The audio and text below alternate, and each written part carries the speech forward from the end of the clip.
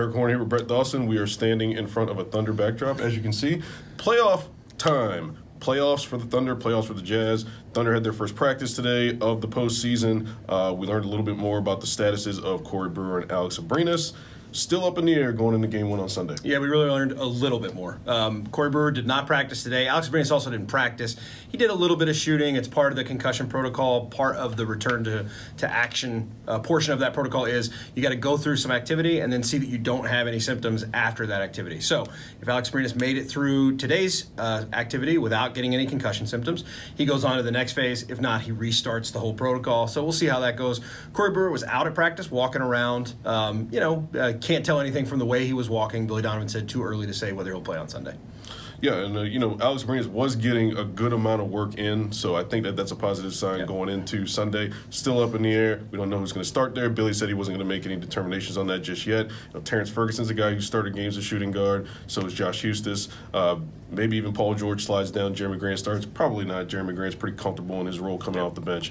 Got a lot of experience going into this first game. Yeah. Carmelo Anthony's one of the guys who hasn't played in the postseason for quite some time. You're going to be writing about that for Saturday's Oklahoman. Yeah, interestingly, Carmelo's always had pretty good stats. He's had good numbers in the playoffs, but the last time he was in the playoffs, he was a very different player. It was 2013. That was a year he was an MVP caliber guy for the Knicks. So he's a very different guy in a different role. What he said today was his situation has changed. His approach hasn't. He'll still treat the playoffs the way he always has.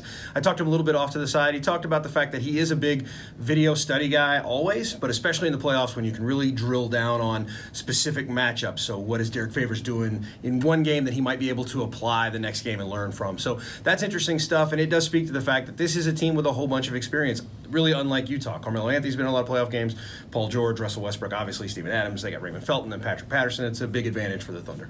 Quick off-the-court update. The Thunder play-by-play guy for TV, Brian Davis, he's been suspended for one game. He will not be the play-by-play guy for Game 1 on the Fox Sports Oklahoma broadcast. Matt Pinto, the Thunder's radio play-by-play guy, will fill in for him along with Michael Cage. They will be the duo. It will be simulcast on the radio as well. The Thunder sends out an apology. Brian Davis sent out an apology, through the Thunder today in a statement, basically explaining that he was very regretful for his actions and his words. And, Brian Davis gets suspended for one game. Yeah, it seems like a fair suspension, as he said in the statement. Used a phrase that, look, I understand there are a lot of people who don't think it's offensive. Some people very much do think it's offensive. I think it was a good action by the Thunder, and I think Brian Davis handled it pretty well in the aftermath. All right, we'll try and deliver as many videos as we can throughout the postseason, give you a little update from day to day. Make sure to check out our coverage every day on newsok.com and in the Oklahoman.